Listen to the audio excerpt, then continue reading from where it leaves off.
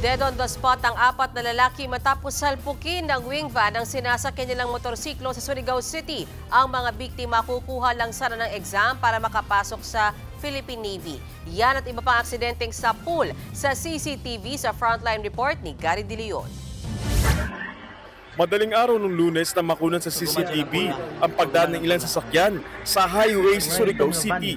Ilan saglit pa, dumating ang isang wing van. Kinain nito ang kabilang linya. Hanggang sa sunod-sunod na sinalpok ang isang van at dalawang motorsiklo.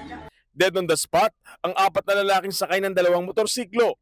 Base sa investigasyon, patungo sana sa Tandag City ang apat para mag-take ng qualifying exam ng Philippine Navy. Ang driver naman ng wing van, nakaidlip daw. Hindi na raw niya namalayang napunta na pala siya sa kabilang lane. Pagsapit sa pakurbadang bahagi ng kalsada, agad namang sumuko sa pulis ang driver ng wing van. Sa kuha ng CCTV na ito sa Maragondon, Cavite kahapon, makikita ang pagdaan ng isang pampaserong bus. Ilan saglit pa, isang motorsiklo ang sumalubong sa bus, saka pumailalim. Nadala sa ospital ang biktima, ngunit binawian din ng buhay. Ayon sa Maragondon Police, patungong Metro Manila ang bus, habang patungong Kaybiang Tunnel naman ang motorsiklo. Mabilis ang takbo ng motor na dahilan ng pagsemplang ito sa pakurbad ng kalsada. Naipag-ugnay na ang kampo ng bus company sa pamilya ng biktima para sa ipapaabot nilang tulong.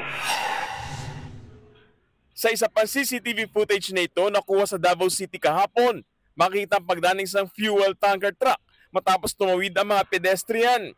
Isa namang motorsiklo na may angkas ang nagtangkang mag-overtake sa unahan ng truck. Papunta na sana sa kabilang linya ang motor nang bigla itong mabundol ng truck.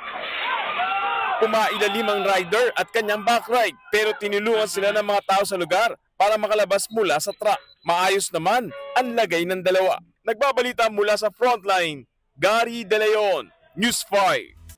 Mga kapatid, Mean Los Baños po, huwag magpahuli sa mga balita at impormasyong dapat ninyong malaman. Para sa mas malawak na balitaan at diskusyon, mag-follow at mag-subscribe na sa social media pages ng News 5.